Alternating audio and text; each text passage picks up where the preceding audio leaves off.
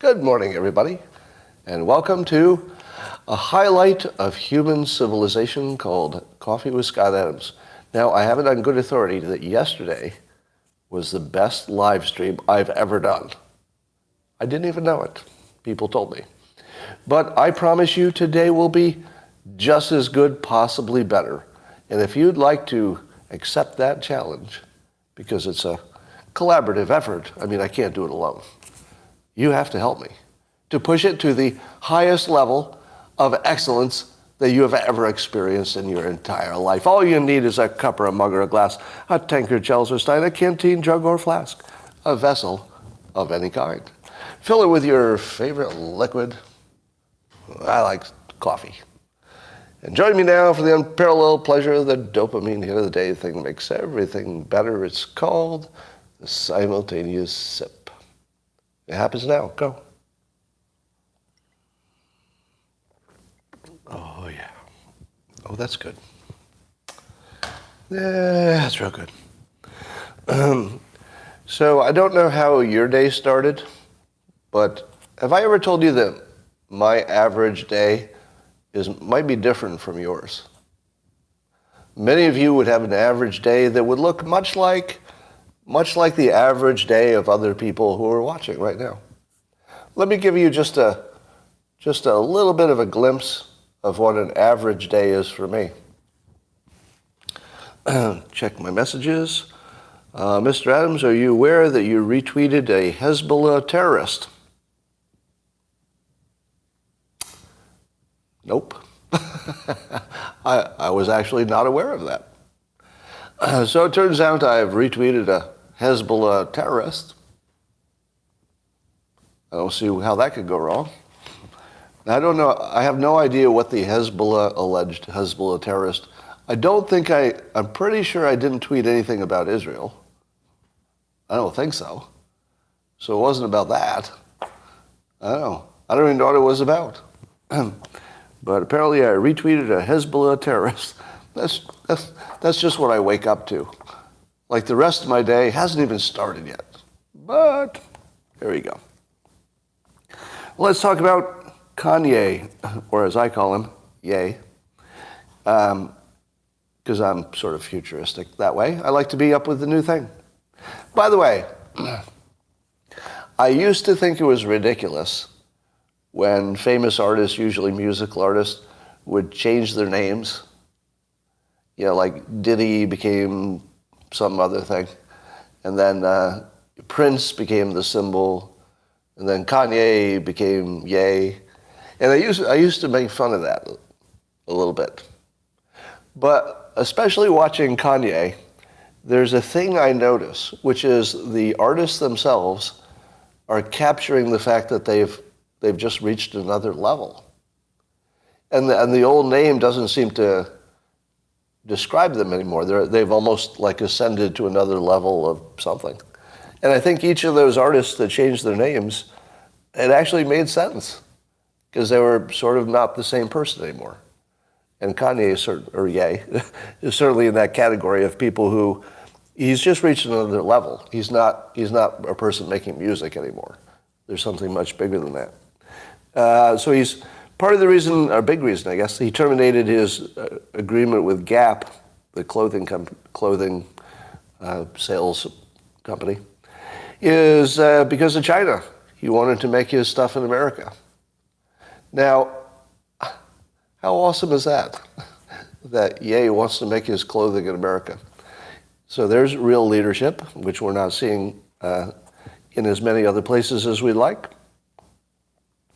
And he's still getting pushback because he wore the shirt that said "White Lives Matter," and one of the pushbacks was "White Lives Matter" is the rallying call of the white supremacists. I don't know.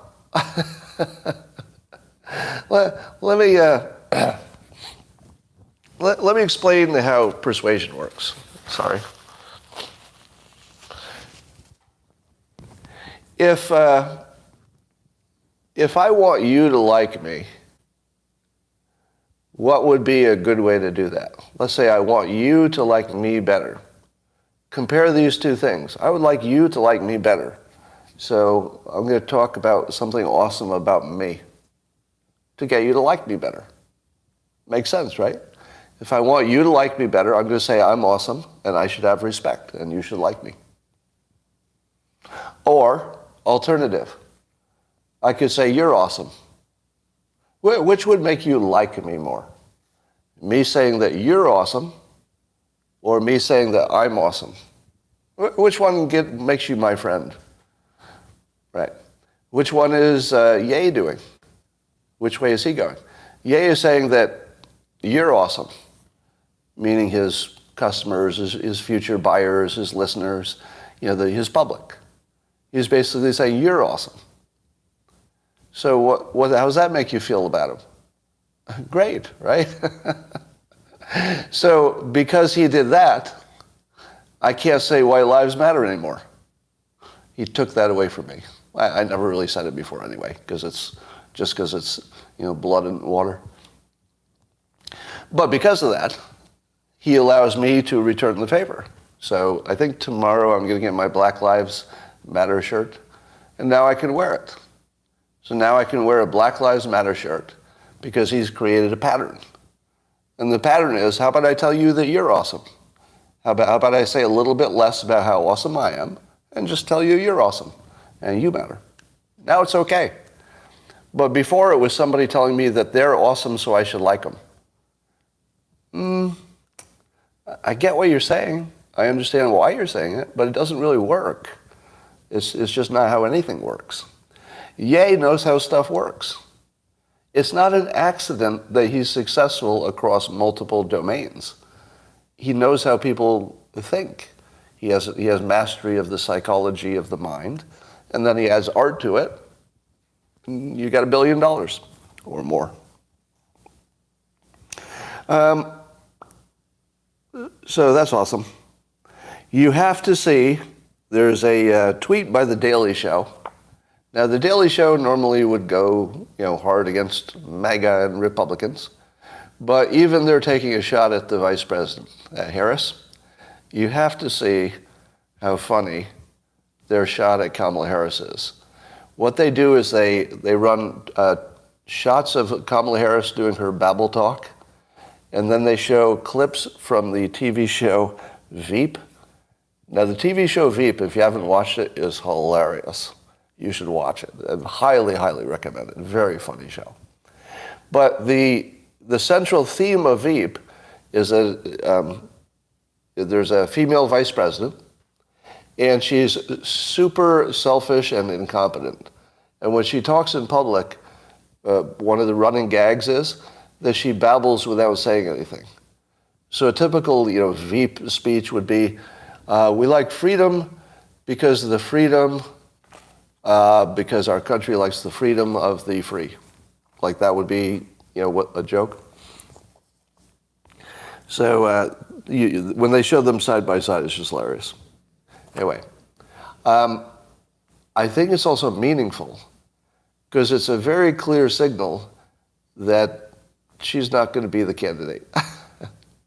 In my opinion, there's no way that would have happened. There's no way they would have even run that gag if they thought there was any chance she was ever going to be the candidate.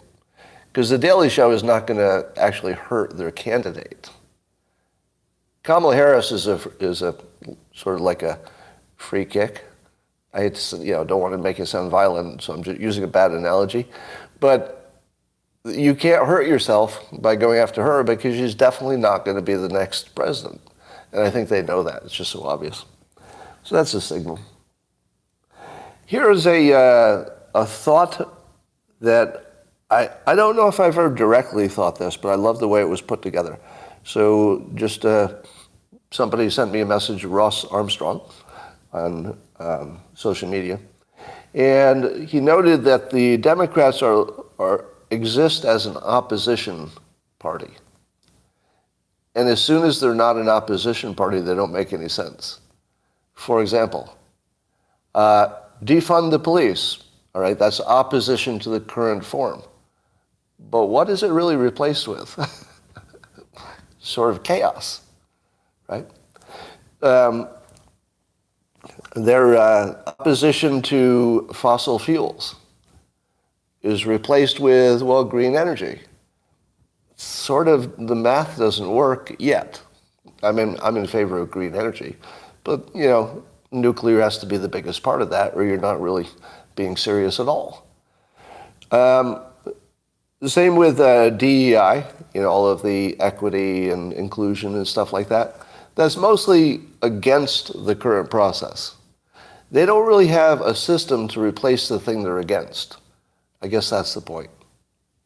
So they exist. They can only exist because Republicans exist. Republicans have affirmative things they want. I want to build a wall. I want to fund the police. I want to do things. The Democrats exist as a stop doing things party. As soon as you say, all right, what do you want to do? It all just falls apart.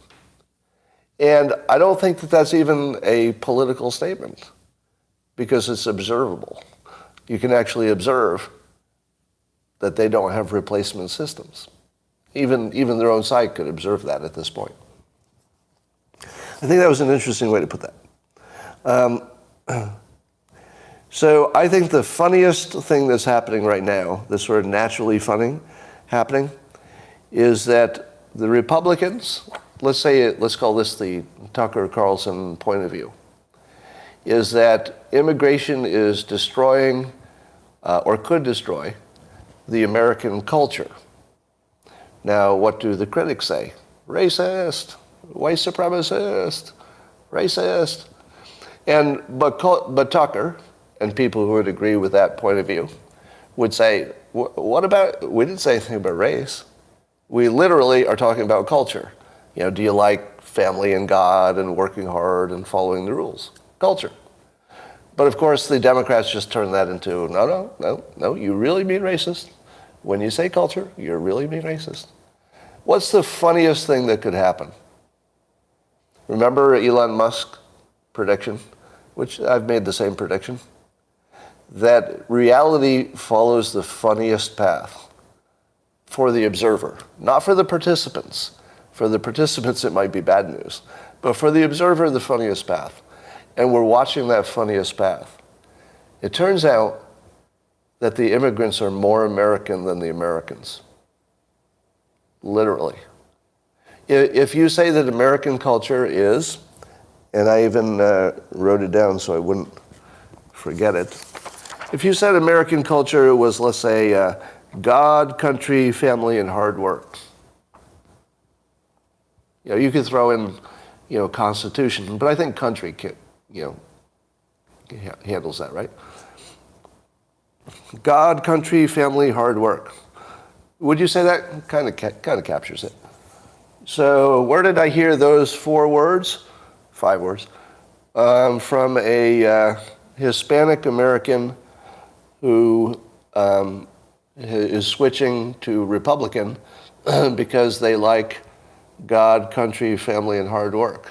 And they said, that's like way more Republican than it is Democrat. So even MSNBC is reporting, now keep in mind the source, MSNBC is reporting that there's a trend of recent immigrants becoming more Republican. Now, who told you that was going to happen? Me. Do you know why?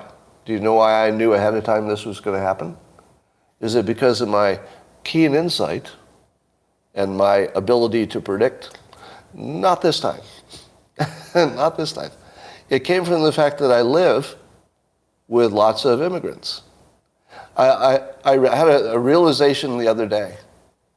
I don't remember the last time I talked to somebody born in another country who was not pro-Trump.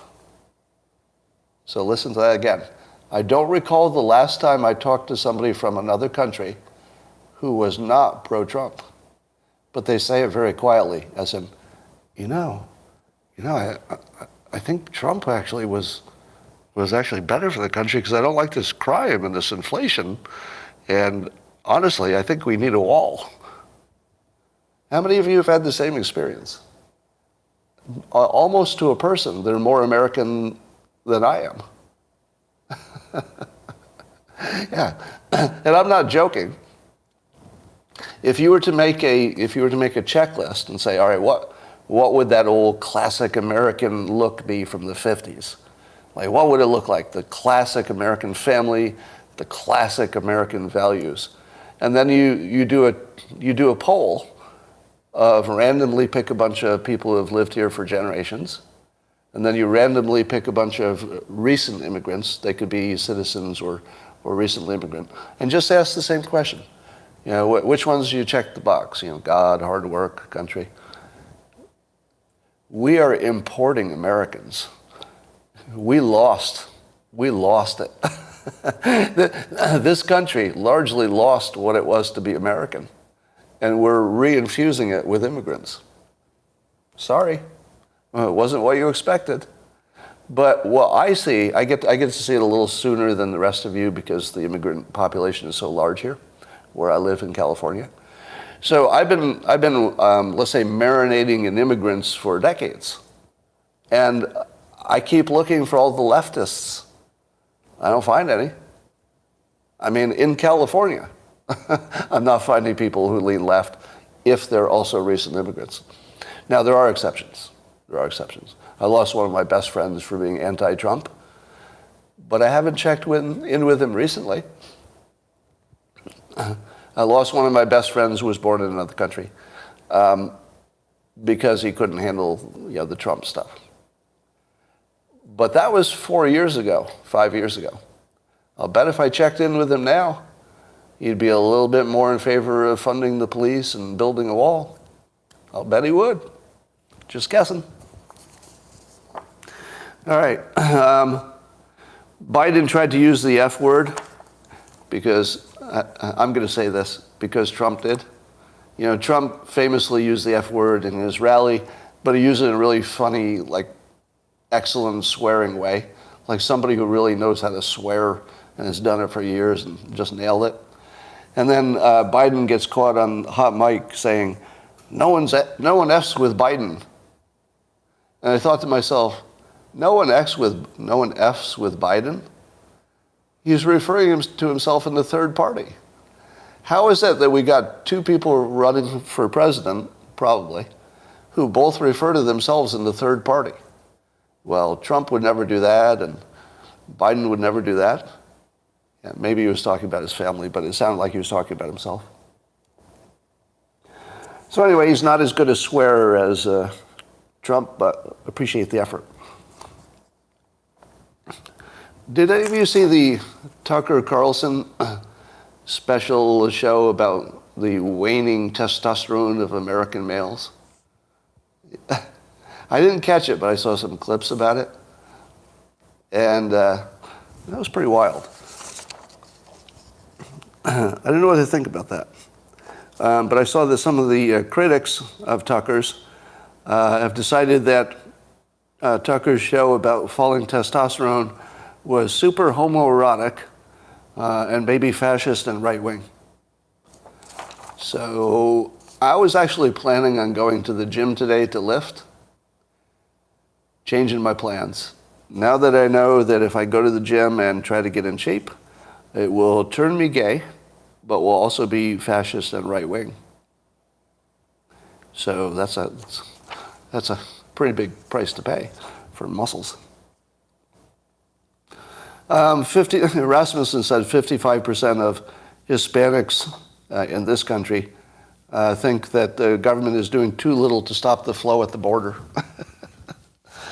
which is the same as the rest of the country, right? The majority of Hispanics in this country want the border closed. So I want to talk about this without making it sound like old man yells at the sky. It just sounds like I'm complaining about my personal experience. But I think there's something bigger going on here. I told you recently I tried to upgrade my phone. So I went to a phone store and said, hey, can I buy a new phone? And they couldn't figure out how to do it. They're a phone store. They couldn't figure out how to sell me a phone. It took like hours. Their systems, they couldn't figure it out. I forget why. There was some reason. So the other day I was trying to get I couldn't figure out why I didn't see an invoice for my health care. I use Kaiser Permanente, Northern California. And I'd switched over to, a Medicare version because I reached 65, so they have a special one. And I hadn't seen like an invoice. So I called them up and said, is there like an online invoice I could see or a bill? Because I'd like to see who's covered and how much I'm paying. They couldn't do it. On multiple phone calls, my healthcare provider, gigantic organization, they could not provide either online or email or paper or anything that looked like an invoice, anything that would have the price I'm paying, anything that would tell me who's covered and for what, at all. But they assured me that I and a few dependents were covered. And I said, I'm having trouble believing there's nobody in your organization that could send me to, and remember, they've got several online sites. They've got 2 apps and at least 2 online browser type places you can go to. So they've got 4 apps. They've got several different databases, depending if you're in a business account, over 65, or a regular account. And somehow my databases of my dependents and me got separated, but the addresses were old and different. So now there's nobody in the organization of Kaiser who can tell me what I'm paying. They can't tell me what the price is. They can't tell me who's covered or what health care I have. So I tried to call the CEO of Kaiser, because in the old days you could actually get to the CEO's office. Usually you don't get the actual CEO, but I thought, well, maybe. So, of course, his name is Adams, Greg Adams. So the CEO, I tried to reach the CEO. Man, you cannot do that. Can I give you my impression of trying to reach the CEO? I'd like to reach the CEO. Oh, okay, well, we can help you. Yes, I know, but everybody at your level couldn't help me. So I'm trying to reach the top. Can you just give me a way to get to the executive offices? Because usually there's a separate process for complaints. Imagine being the CEO and finding out that your organization can't tell somebody if they're covered. Well, they could tell me I was covered, but they couldn't prove it. They couldn't show me a document that shows that with my name on it and my dependents, with the price and what I'm covered for. Nothing. Now, insurance does the same thing, right? It's not even unique to healthcare. Do you know if you buy insurance, they won't tell you what's covered until after you buy it? Did you know that? Try to get your insurance company to show you what would be covered if you paid them. Can you show me, like, this payment would cover what? They literally won't do it. They will only tell you after you pay. Now, here's my bigger picture. So I want to get out of the weeds here. This isn't about old man yells at the sky. We seem to have a situation where the complexity of everything, for a variety of reasons, complexity for a whole variety of reasons, separate systems, it's just maybe legacy systems, government regulations. But on top of the complexity increasing, the ability of our employees is not going up. So the capability of people doing the work is about the same, but the complexity keeps going up. We've crossed the point where our workers can handle our own. You found an email for Gregory Adams? Adams at kp.org. All right, well, I'll try that. Good job. I actually found him. But my point is, it's not about Kaiser per se, although that is a big problem. It's a very, very big problem because they're actually denying health care, but while saying that I have it. Imagine this, denying health care, insisting you have it, unwilling to show any document that says you have it. That's actually my actual situation. It's unbelievable. And again, it's not about my situation. I think the complexity of our systems is now overwhelming our capability. And I worry that we have catastrophic failure ahead, that we can't do a simple thing. If you can't, try walking into any retail place and just doing any transaction and find out what happens.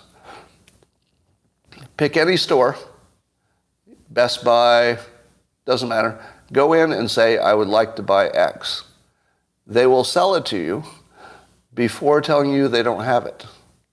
Has that happened to you yet? Everywhere.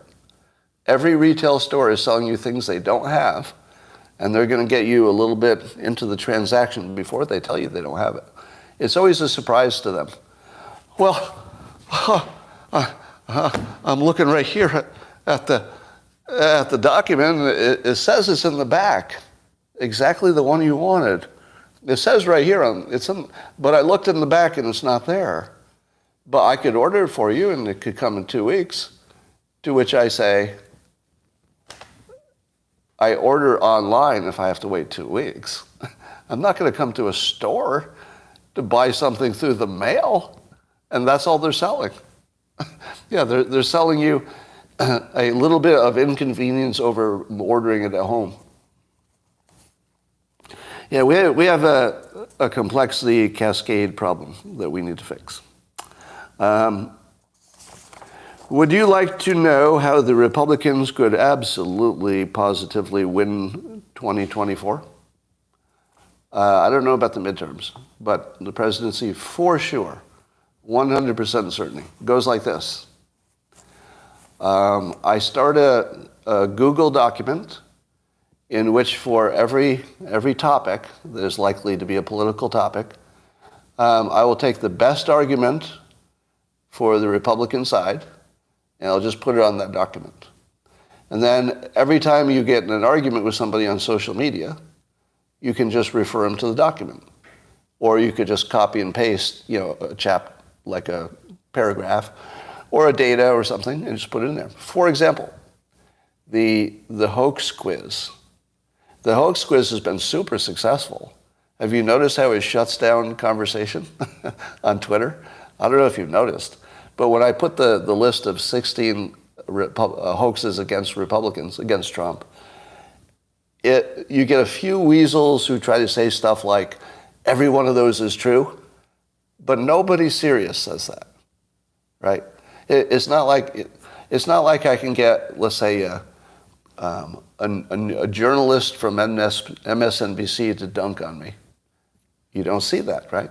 If I say something crazy, I can usually count on some prominent blue check person coming in and saying, you're crazy. Right?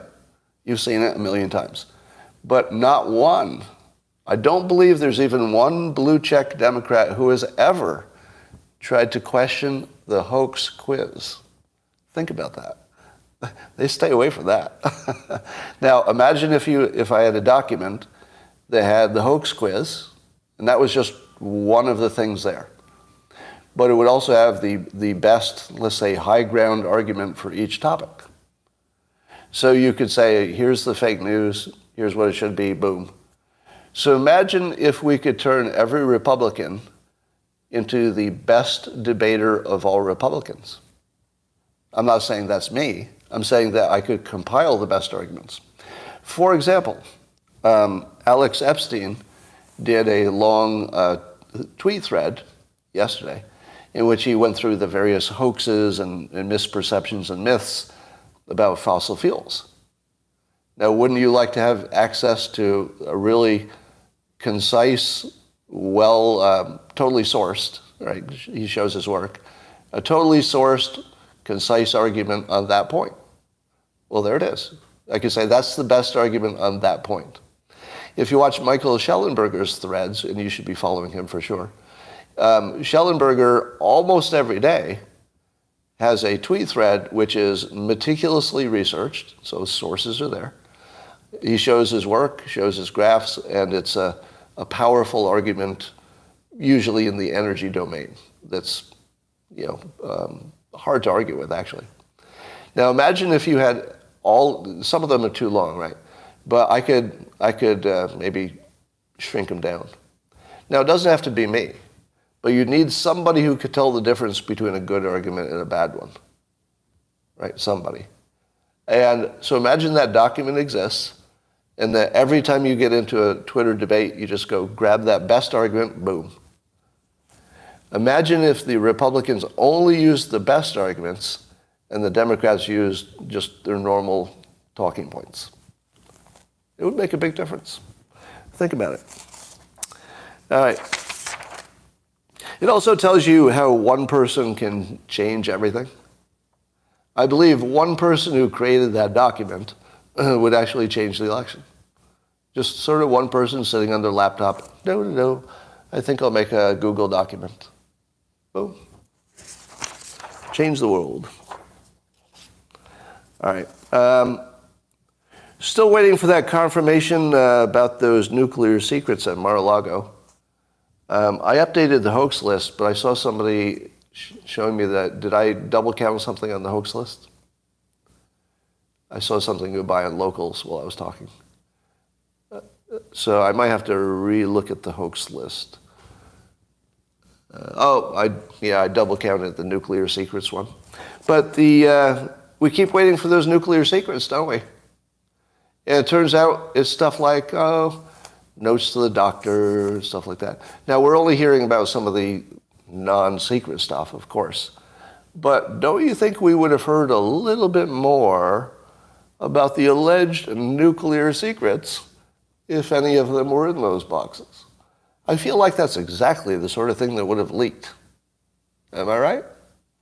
Now, maybe not details, but if they actually had nuclear secrets in those boxes, you don't think we'd know about that by now? Oh, we would. Oh, we would. So it makes me wonder, what's it like to be a Democrat and have just one thing after another be shown as a hoax on your own team? It must be a weird feeling. Unless they don't know. Maybe they just don't ever find out they're hoaxes. Who knows? You should read some threads by Robbie Starbuck. He's one of the people who got caught up with Charlie Kirk and Jack Posobiec and a number of others, Donald Trump Jr. They were sort of targeted by this group called the Election Integrity Partnership. And their job was actually censoring Biden's opponents. So they would work with social media to try to censor or throttle down certain accounts that were saying things that they, of course, would say would be misinformation, but Republicans would say is just being Republican. and a lot of things that we thought were misinformation at some time, like the Hunter laptop story, there are things that we were told were misinformation that turned out to be true. So in a world where misinformation often turns out to be information, you don't want a lot of censorship because bad things will happen. And I think bad things happened here. This is one of the worst things that could ever happen, but we're so immersed in controversy and outrage. Again, we have outrage exhaustion. The fact that this existed should have been like the biggest story in the country, because there's not really much else going on in the country that's bigger than this. But we just take it in stride. It's like, yeah, the government's kind of rigged, and yeah, they're doing this sketchy thing. Yeah, what's for lunch? We're just outrage fatigued. There's a study that says that they did a study where they had somebody pet a dog versus other people petting a stuffed dog. So a real dog versus a stuffed dog. And then they measure the brain activity. Turns out that petting a real dog lights up your brain in ways that they believe are positive. Good for your health. Good for your sense of being. But petting the fake dog didn't do anything. No change. Here's my question. What is AI going to do to your brain? If you have an experience with artificial intelligence, is it going to be like the stuffed dog, no real impact on your emotions, or is it going to be like the real dog? Answer, real dog. Everybody who thinks that that's going to be like a stuffed dog has not experienced it. I'm a little bit ahead of you because I've been playing with AI a little bit longer. Just a little bit, just the app I mentioned. You absolutely are going to have an emotional reaction to it. 100%. Every one of you will have an emotional reaction to AI. If you think you won't, it's going to be the biggest surprise of your life. Now, I'm not saying that you're going to want to have sex with them, although many people will. Many people will. I'm saying that you will have an emotional reaction.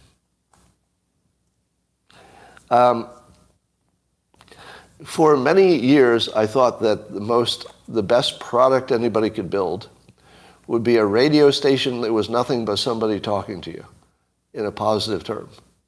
And I always wanted a serious radio station that was, I could choose, male or female voice, whichever I wanted, and it would just talk to me while I drove, regardless of what I said, so it wouldn't be interactive. So it'd be something like, oh, wow, the news today is really funny, and they'd just start talking. Basically what I'm doing now, except in the car. I guess I just realized I invented that accidentally. I'm just having a moment realizing I invented the thing I wanted to invent for 20 years. Oh, okay, this is it. I know that people listen to this while they're in the car, right? Yeah, somebody's in the car right now, they say. So this is like, if I do it right, and it's the way I intend to do it, it doesn't sound like a presentation. It almost sounds like your friend talking to you across the kitchen table. That's what I'm trying to do. And I think it does, right? Joe Rogan does that too. He's a little more interviewee. So the difference is that Joe Rogan is talking to somebody else and you're listening. What I do is I'm talking to you and we're having a conversation. I just can't hear your words. I can see them on the screen. So this is actually a conversation. Yeah. I think that's why people listen when they're in the car. But AI is going to light up your brain. You can count on it. So what do you think the public, the voting public, has rated as their number one most serious problem? Now, this means that they were asked, from various options, is this serious, is that serious? What do you think was the top thing as of today? Fentanyl. Now, I believe this is combining a couple different polls, so I'm going to wait for a follow-up poll to know for sure. But when people were asked individually about fentanyl, 91% is a serious problem, and over 2/3 say very, super serious. Now, the next highest thing is energy policy at 87%. And then gas prices, 86%, inflation, 85%. But really, energy, gas, and inflation are kind of all the same thing. They're economic, right? So the fentanyl, I'm calling it the tourniquet issue. It's the tourniquet issue. All of the other issues are critical, aren't they? They're really important. The economy, might be war with Russia, it's all big stuff. But it's not as big as the fentanyl. Because you need to stop the bleeding before you take Advil for your headache. The headache is going to wait, but you might need to stop the bleeding so that you're alive to stop the headache. And to me, the fentanyl it's just a tourniquet issue. And for anybody who treats that as a single issue vote, they have an argument. Because that's what a tourniquet is. A tourniquet is not, let's have a vote of how many people want to stop the bleeding and how many people want to stop the headache. No, there's only one path that keeps you alive. You got to stop the death part first. Now, we're not all dying, but why do you think 91% of the public thinks fentanyl is the biggest problem? Huh? Why do you think that? Somebody said me. Now, I've obviously done as much as I could. You think it's the news coverage? I don't. The news coverage is they're doing a lot of coverage. I don't think it's the news coverage. Here's what I think. I think almost every American knows somebody who's died of fentanyl now. Not directly necessarily, but almost everybody knows somebody that their kid knows. There's somebody in the school. There's your cousin's friend. All right, so in the comments, tell me if you know somebody, who, not necessarily a family member, but just somebody who's like a friend of a friend who's died of fentanyl. Go. And just watch this. Watch how many people say yes. Now, there are a lot of no's, but the number of yeses, I think, tells you the story, right? Oh, my God, my son, my daughter. Fuck me. God, I hate that. All right, I wasn't expecting to have that kind of reaction to it, but a number of you actually have lost direct family members. I'm sorry about that. Yeah. Wow. All right, that was a little heavier than I thought it would be. But I think that's what's happened. I don't think it's my persuasion. I don't think it's the news. I think that this is now retail. I think that enough of us have experienced something direct that we're not kidding anymore. Like, this is no joke anymore. Not that it was ever a joke. Along similar lines, I think this was a CNN poll working with Kaiser Family Foundation, ironically. And they found out that an overwhelming majority of people in the United States think the country is experiencing a mental health crisis. What do you think? Do you think that the country is experiencing a mental health crisis in a way it has not in the past? Yeah, pretty much everybody, huh? You know, I have to admit, I was resisting this being true. I am now solidly on the side that says there's something really, really wrong. And I think it might be a variety of things. The pandemic made a difference. Maybe we've seen people acting poorly too often. Maybe social media reveals the ugly side. Maybe people like porn more than they like the people that they're with. Maybe people are dying of loneliness. Maybe we're too judgmental. Yeah. Yep. So, I don't know. It's hard to say what's the biggest problem, but somehow the opioid crisis overlaps, the Venn diagram of mental health and opioid abuse. They seem to be overlapping. And, I was a little bit too negative yesterday when I said, I'm not sure that any marriage is happy. When I said I don't think any marriage is happy, I think that was unfair. I think it's people, married or not. Because I don't think any single people are happy. Actually, I have, and I'm serious about this, I suspect people are lying. I think we just got in the habit of saying we're happy, talk ourselves into it, And I'm going to make a distinction between preferring to be in your situation versus being happy. There are plenty of people who wouldn't change their situation, but maybe aren't happy about it. All right? Some of you say you're very happy. Yeah, there's a big genetic difference. Some people will just be happy no matter what. All right, well, let me ask you this question. I'll ask both locals and YouTube, and you can answer a second time just to see it. Would you consider yourself happy with your life? Not just today, but just sort of with things. Happy? Looks like more yeses than nos, but too many nos. A lot of yeses over here. Interesting. Over on YouTube, yeah. Pretty mixed. Pretty mixed. Now, I wouldn't say that this necessarily looks like a mental health crisis.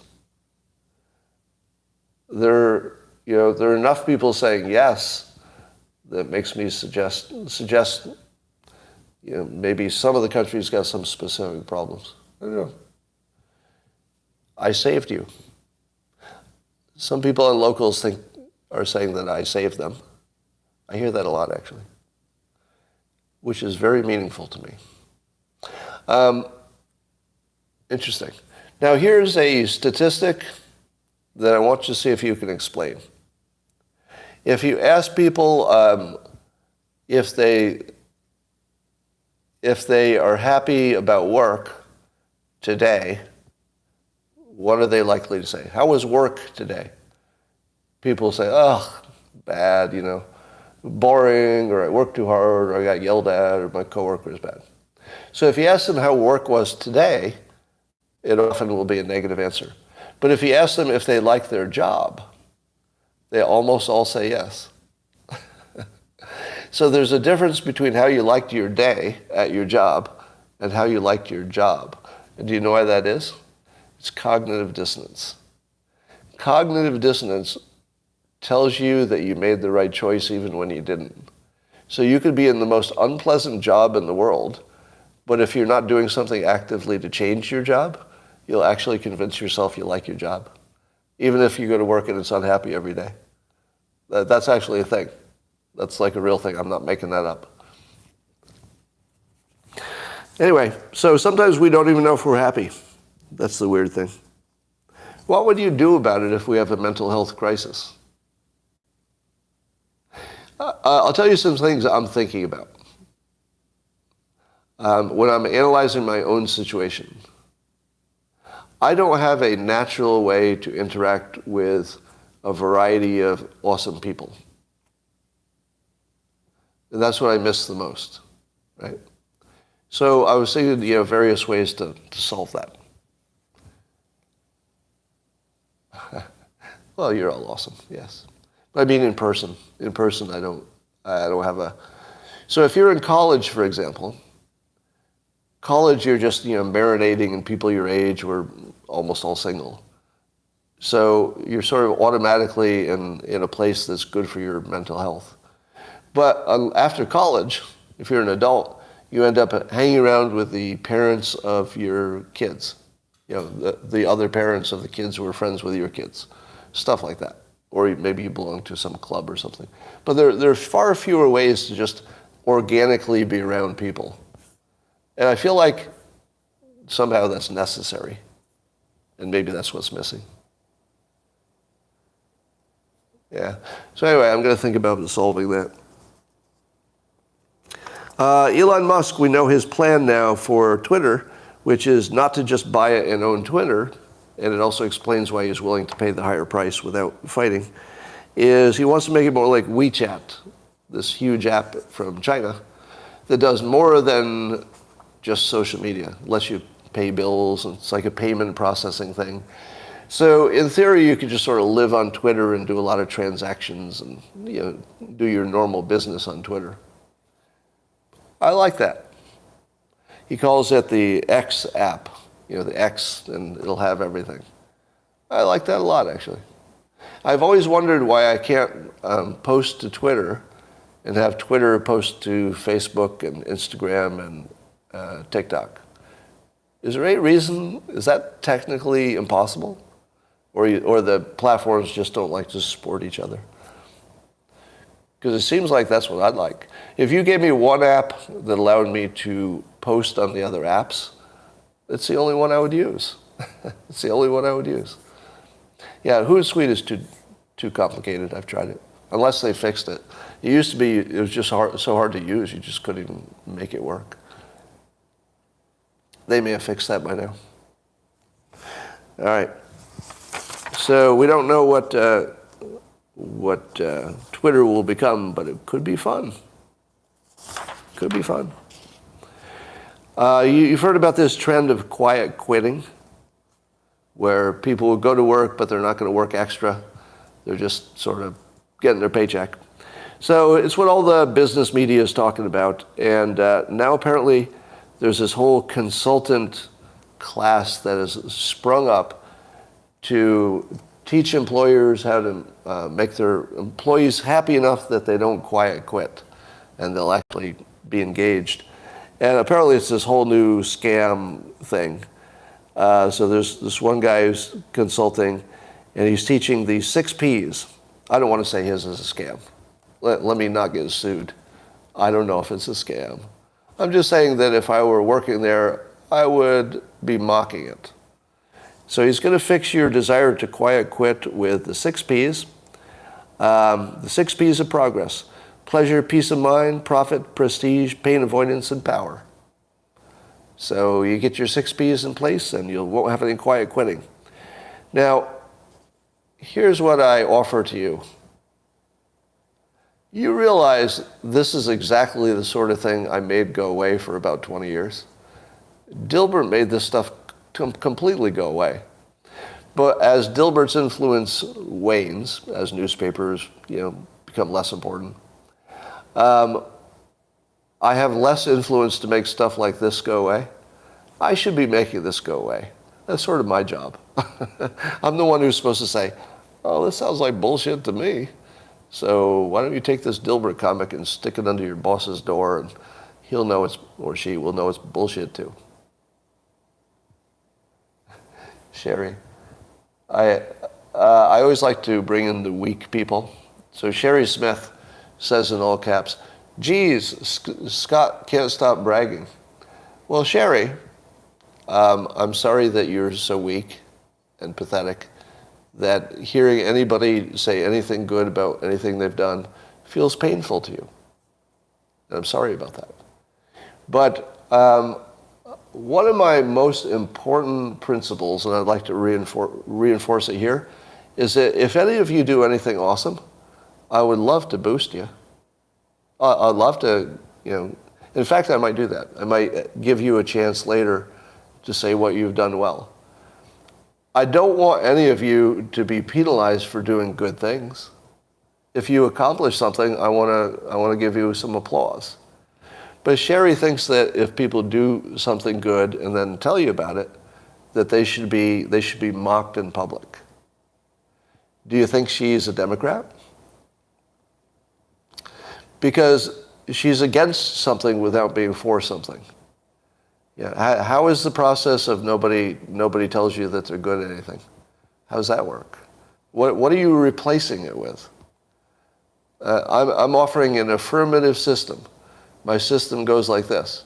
If you did something good, let people know. Because that's good for everybody. Because they'll know you could do something. They'll know that a good thing has happened. They might feel inspired to do something good themselves. They might see the role model of working hard gives you something. Yeah. How about being a little more like me, Sherry, instead of trying to stop me from being useful? There are a whole bunch of people in the country who actually wake up and will work on making people less happy and less successful. And that's what you're doing right now. That's what you're doing right now. You're trying to make us all less happy and less successful. Looks like it's just troll. Hide that user. All right. Well, that sounds like a mental health problem on your side. Kentucky put in some Narcan vending machines, one Narcan vending machine in front of a police department in one town, and Vine Grove, Kentucky. And 100% of all the Narcan was removed from it in one day. So they have more, so they're going to fill it up. Now, I think it was free. It might have been one per customer or something, but I think it was free.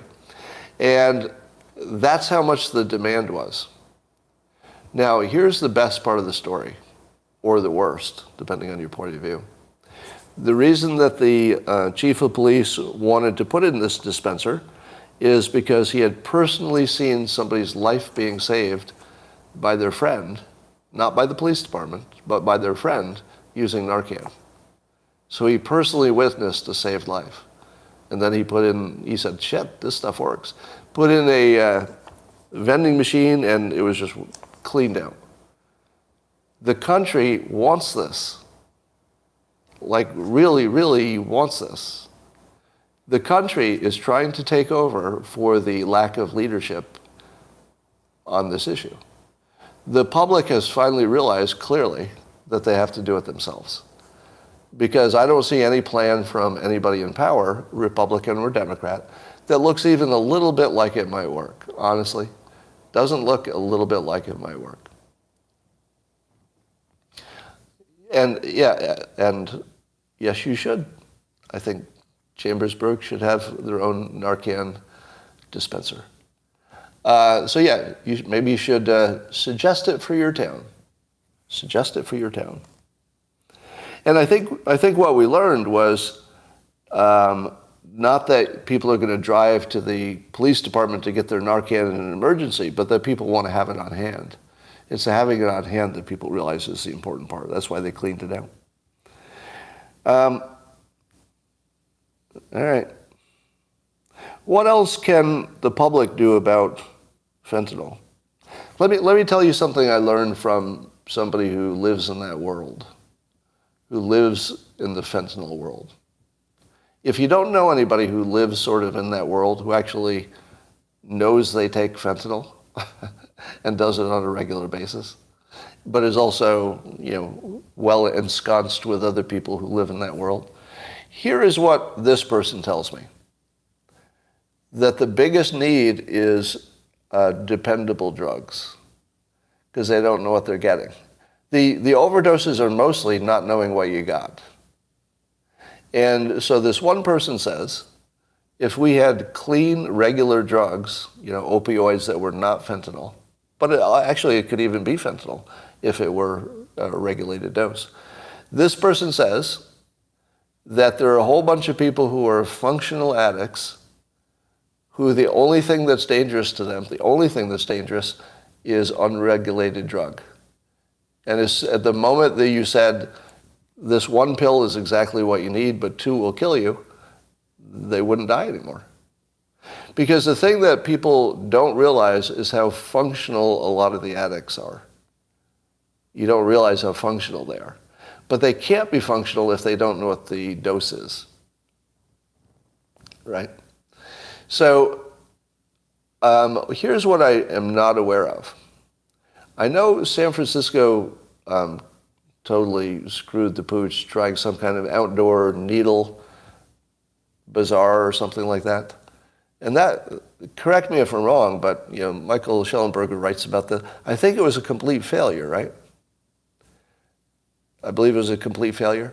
Because one of the things it did is it kept people living on the streets, which was largely part of the problem. And here's since the government cannot give us here's why the government can't do this. I'm going to say something the government can't say, and probably never can say. So we probably just have to do it ourselves. Civilization has forked. The people who are not addicted can't live with the people who are, or at least the homeless portion of them. The people who are high functioning, well, sure, because you don't even know they're addicted. But the people who are, as a lifestyle, need to use and live outdoors and they're not going to have a job, they have to be separated. We need to treat them as a separate civilization with all of the respect that all humans deserve. I'm not saying you treat them as second-class citizens. That's exactly the wrong thing. I'm saying to respect their choices, to respect their choice. They've made a choice. It just isn't compatible with our choices. And we don't need to be living in the same place. They just need to be somewhere else. So we need to physically separate them from the rest of us. And I don't see that the government could ever do that for you. You know why? It's too mean. It's too mean. It would look like rounding up people and putting them in prison camps. Can't do it. The public is going to have to do it. I don't know how. I mean, not physically. I'm not saying we should round them up and move them. But somehow the public is going to have to create an alternative. Here's what I think is going to happen. Somebody's going to buy a farm, and they're going to figure out how to get clean drugs, and they're going to say, hey, bring a tent. You can live on my farm, and just ask for clean drugs, and I'll give them to you when you want. And they will live happily their lives, and maybe even build their own civilization. They might actually grow. You might be surprised. They might turn into farmers. You tell me that this would be a bad life. Would this be a bad life? You're addicted to opioids, and you have a minimalist existence, and you farm. And the food that you eat is freshly farmed and no preservatives, and it's kind of awesome. And you always have something to do. It's physical. It's not too hard. And you're just a farmer. I feel like the public will have to create alternatives and test them, because the government can't and won't. And if you're not testing alternatives, you're really not doing anything. You're not doing anything. So whoever says detox them, you don't understand the issue. I used to believe that somebody who was smart enough and put enough effort into it could get people off of drugs. But mostly what you do is turn them from people who have something going for them into some people who have nothing going for them. You basically eliminate their chance of having a sex life, ever being happy. But sometimes they'll do it for other people. So I think the big myth is that they'd be better off if you got them off drugs. Hey, there's something I don't say in public too often. The myth is that they'd be better off if you got them off drugs. The truth is only you would be better off. You would be better off. Yeah, you would be better off not being around people who are on drugs. You would. They would not. Because it's up to them what's better off for them, right? It's not up to you. And if you ask them, they'd say, I'm better off on drugs. I really like the drugs. It's all that works for me. It's not your choice. So that's what I think. I think the government can't and won't help us on the number one problem if the public doesn't do it themselves. And you can see with this Narcan stuff, the Narcan availability and also the test strips, I guarantee you the public is going to have to take the lead, because we're not going to put up with it forever, right? The public's patience is going to wear thin really fast. And it's getting to that point. There was a great exchange on TV where I guess Julian Assange is married. So he married a woman while he was in whatever he is, exile or whatever you want to call it. So John Bolton was on the same show as Stella Assange, and Bolton was saying, he hopes Assange gets 176 years in jail for endangering various American interests, people specifically. And then Stella Assange says that John Bolton should be tried by The Hague for war crimes over the Iraq invasion. So it made me wonder. I'm just going to put this out there, but maybe we all belong in jail. I don't know, just maybe. Because every time you see anybody, a Republican and a Democrat arguing about anything, have you noticed they both have a pretty good argument for why the other one should be in jail? I mean, it may not be a good enough argument to be convicted, but it seems like everybody has a pretty good argument about the other people should be in jail. So I'm starting to wonder, maybe we should all be in jail.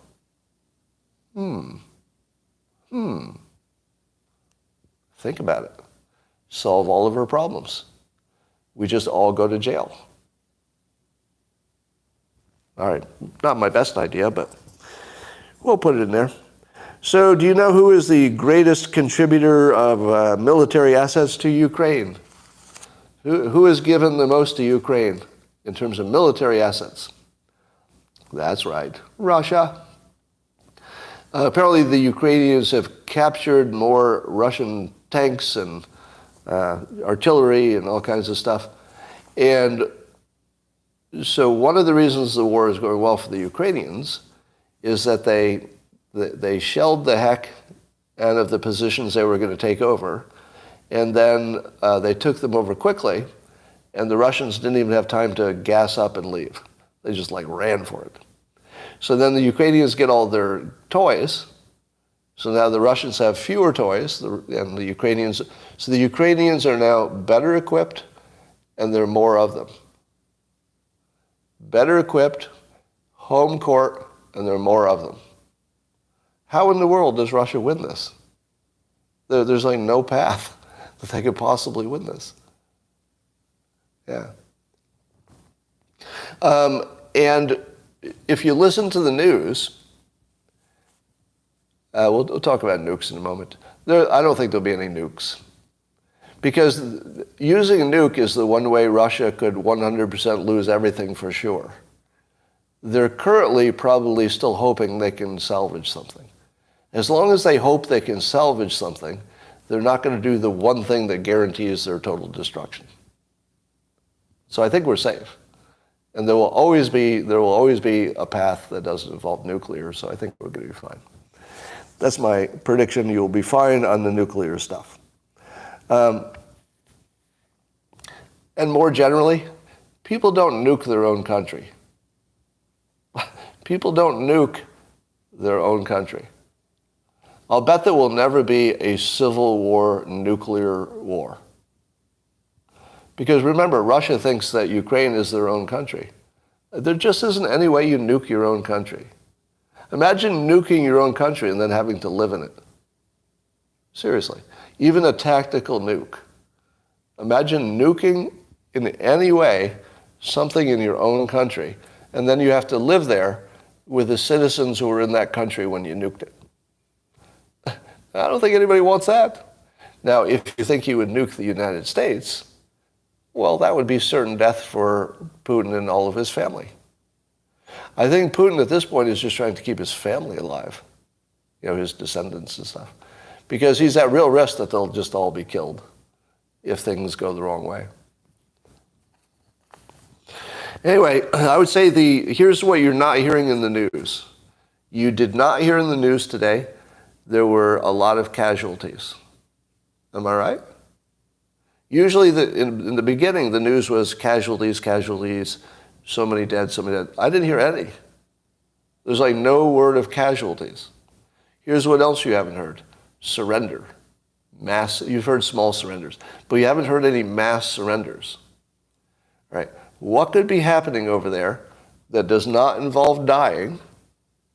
Because you would have heard about it. If it was happening in large numbers, you'd know. So there's not dying, and there's not surrendering. What's left? Yeah.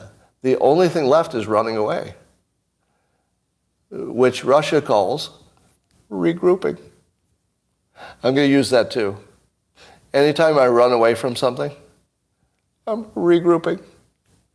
I did not get canceled by 77 newspapers. That was in the news. Fake news. Fake news. I did not get canceled by 77 newspapers. I'm regrouping. I'm regrouping. I don't know what you're talking about. I'm regrouping. I'll be fine. I'll come back stronger. Regrouped. Yeah. Well, Dilbert got canceled in 77 newspapers, and more on the way, I'm told. More on the way. I don't know if I'll be a cartoonist in a year at this rate. We'll see. We shall see. But yes, my assessment is that the Russians are literally running away because fighting would be absurd. The dumbest thing you could do if you were a Russian soldier is to fight. It's honestly the dumbest thing you could do. How would you like to be in charge of a military where every single person in your military, like you're the general, and you know this for sure, 100% of the people in your military think that fighting's a bad idea. All of them. Every fucking one. And you're the general. They can't win. They can't win. Now, are you worried about Europe running out of energy and being frozen? Well, I have a happy update for you. And it's based on a little thing called, have you ever heard of it? The Adams Law of Slow-Moving Disasters. I remind you that the Adams Law of Slow-Moving Disasters says the disasters you have to worry about are the ones you don't see coming because you can't get ready. But that humans, when they see a genuine disaster that's definitely going to be a disaster if you don't do something, If you know it's going to be a disaster and you've got a little bit of time, we're always really good at that. We being humanity. Humanity is really, really good when we have time and we know it's a problem. And one thing we know for sure is that there's a risk of massive problems if they run out of gas in Europe. So what happened? Massive redirection of assets, massive increase of gas from other places, massive increase of shipments from the United States. And do you know what? I didn't know this, but apparently Europe keeps gas in reserve. So it doesn't buy it and use it as it's coming in. Makes sense, right? There's a buffer. So they have a whole bunch of buffering, and they already have enough gas through December. So you already don't have to worry about them freezing before the end of the year. It's already taken care of. They have developed some new technologies for offloading gas more cheaply and effectively than the current setup. And there's a big difference, like big efficiency difference. So suddenly, the efficiencies that maybe you didn't need to work on for the shipping of LG, what is it? Shipping of gas. You didn't need to fix LNG, sorry. You didn't need to fix all the inefficiencies before because it was so profitable. Just however you did it was going to work fine. You're going to make tons of money. But now it really, really matters that it's efficient because they've got to get lots of shipments in there fast. So they're fixing it. So it looks like there might be something like a 20% shortfall. Nobody could really predict this, but we're not talking about 50%. We're talking about a worst case scenario, 20% light of what they wish they could be from the beginning of the year through maybe March. So you've got 3 months where you might be a little 20% low, but I don't think so. I actually think that we will step up our emergency everything and probably close that 20%. But if it's only 20%, what do you know? Let's say the worst case is they'll be 20% short. What do you know for sure if they're 20% short? Number one, they'll be able to handle it. If you've ever worked in corporate America or the government, let me tell you something that every manager knows. You can always get by with 20% less of anything.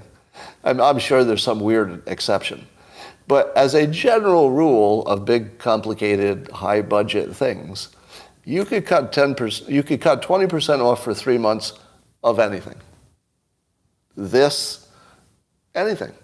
So step number one is they would just conserve like crazy for 3 months. Do you think Europe could conserve like crazy for 3 months? Yeah. It wouldn't be easy. They wouldn't like it. But do you think they could do it? Absolutely. I can do it. I can cut my energy use by 20%. When California had its, little close call there of losing our power, I just walked to the thermostat and went, and I just said, well, I could go 3 days being a little warmer than I want to be. I can do my dishes at night instead of during the peak period, which I did, in the dishwasher. So it wasn't that hard. It really wasn't that hard. So here's the good news. Europe is going to make it. Here's the better news. Putin has not only destroyed his military, but his entire economy. Because I'll tell you what Europe's not going to do. Buy his fucking gas anytime in the future. Now, of course, money is money and people will do whatever is the cheapest, so maybe it could come back. But they're not going to bet Europe on it again. I don't think Europe's going to say, well, let's take a chance on Putin again. He's done. He doesn't have a business or a military when he's done. Nobody's going to fear the Soviet military. Nobody's going to fear the Russian military after Ukraine kicks its ass. What are you saying about louder with Crowder? I'm seeing a lot of people mention Crowder, but I don't know why. Now, here's another thing. The gas futures, So if you're not a finance person, here's what this means. There are people who have contracts to buy or sell lots of different commodities, including gas, sometime in the future at a certain price. So you can predict what all the smart people think is going to happen by how they're pricing things in the future.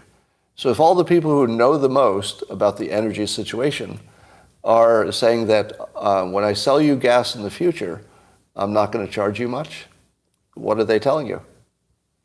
If they tell you a year from now, I'm not going to charge you much for gas and I'm willing to sign that deal, it means they know the situation is handled. Otherwise, they'd say there's so much risk about next year, I'm going to have to charge you more next year than even this year. But the futures prices of gas are already back to normal. Now, I need a fact check on that. I saw that from one source. Can you give me a fact check on that? I believe gas futures for Europe are close to back to normal for the futures. Not the stuff we're buying this year. We're not talking about this winter. This winter is going to be off the chart expensive, super expensive. I'm talking about a year or two. All right. But anyway, whatever the actual number is, the gas futures are much lower than now. What matters is that they're lower. All right. How low is a little less important than the fact that the direction is clearly lower. So, the current prices are through the roof, but they can get through 3 months at the current prices. They can do that. Yeah. All right. So it's a good time to be bullish on America. So I made a point yesterday that I didn't realize was such a good point, but Joe Moore and some people mentioned I should reiterate it. It goes like this, and I'll say it in a better way. If you have an election, and let's say it's a landslide, then I would say that what mattered was the candidates and the will of the people, right? So that's my baseline statement before I make my provocative statement. If it's a landslide, then it's all about the candidate and it's about the will of the people. But suppose the election's close. Somebody barely won. Here's my opinion. In my opinion, that's not about the candidate and it's not about the people because it's so close. It means that the country was sort of, coin flip. It's about moving on. When the election is close, the result of the election is not about the candidate and not about the policies and not about the people. It's about moving on. It's about getting past it. We have a system that lets us move on, and you don't know how valuable that is, right? Because even with all the January 6th stuff, we still moved on. And I've never really fully explained that that's why I congratulated Biden immediately. As soon as the results were sort of the official results, I heard everything you heard. I heard all the questions about the integrity of the election. And honestly, I thought they were going to find something. I honestly thought they'd find something. But it didn't matter. No matter whether they found something or not, the system needed to go forward. And so I voted for the system. I didn't endorse the winner. I did not endorse the credibility of the election. I endorsed a system that has served us really well. And the system is we just have a way to move on.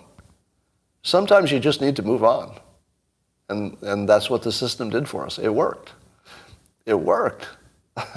It gave you exactly what you wanted. The system needed to let you move on when you couldn't decide who really won. And it did. It gave us a president. And we functioned as a country. Now, we don't like the way it turned out. Many of us don't. And we'll get another chance to fix that. And if it's close again, and let's say Trump wins, hypothetically. If it's close again, the Democrats are going to yell, it's all rigged and there was voter suppression. And what am I going to say? Congratulations to the new president. Either way it goes. Because if it's close again, again, I'm going to vote for the system. I'm going to vote for getting past it, because that's the thing that's more important. Right? So keep an eye on what's more important. Moving forward is more important,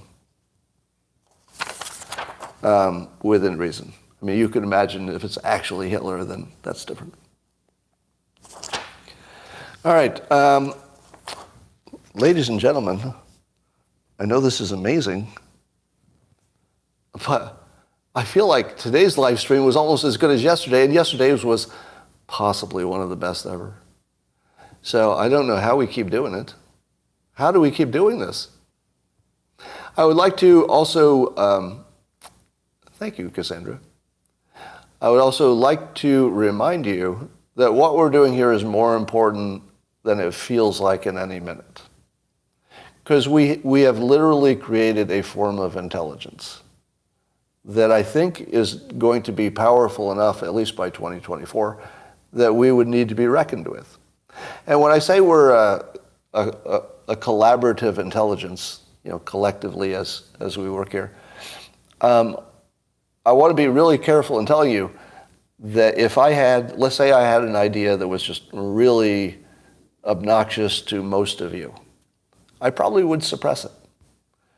And I should. Because if we're acting collaboratively, you act as a kind of a check on my worst impulses. And then I hope I can act as a check on your worst impulses. And then that will make us stronger collectively. So I feel like we need some kind of a name for this or a brand. But I'd like to get to the point where we could move issues. Would you like to do that? Would you like to move beyond, this is just, an hour or so of listening to somebody talk? Would you like to move beyond that and actually have some political clout? Because I think we could do that. And the reason I say that is you saw what Elon Musk did with his Ukraine peace plan, which got crapped all over. The thing he did that I think is most important is he realized there was no positive asserted plan. So he just gave you one. And I feel like there are enough topics where the plan that could work is not even being discussed. So maybe we could be a source of useful ideas. Maybe. Which is also why I suspect maybe my locals group here, or maybe the larger group listening to this, that's why I think we should build some kind of a central document of the best arguments. The trouble is, who would you trust to maintain it and keep it up? And I don't know if we could satisfy that. But we're going to try to do that. All right. Ladies and gentlemen, was this the finest thing that's ever experienced? Yeah, of course it was. And we're going to talk to you tomorrow. And I'll give you updates about my, let's say, my getting canceled situation. There's something brewing that's bad for me. Survivable, but it's not about social media. So nothing about social media. Nothing about the law. I'm not in any legal trouble. I'm not being sued. It's just going to be expensive, that's all. All right, and that's all for now. I'll talk to you later, YouTube.